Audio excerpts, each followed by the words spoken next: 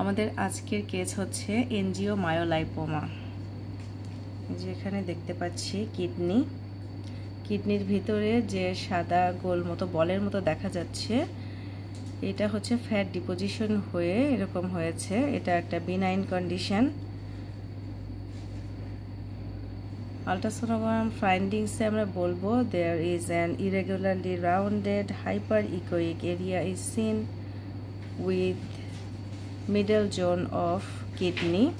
এটা রাইট বা লেফট যে কিডনি হয় সেটা বলতে হবে। আমারটা রাইটে ছিল, এই জন্য middle zone of right kidney. তারপর মেজারমেন্ট দিয়ে দিব, মেজারিং অ্যাবাউট এত ইন্টু এত।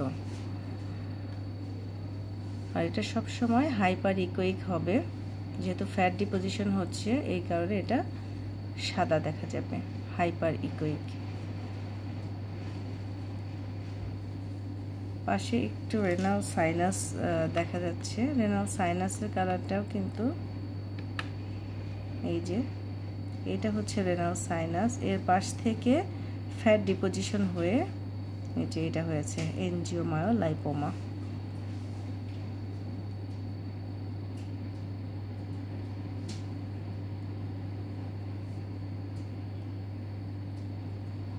লেফট কিডনি কিন্তু আমাদের ভালো আছে, লেফট কিডনিতে কোনো এনজিওমায়োলাইপোমা নেই।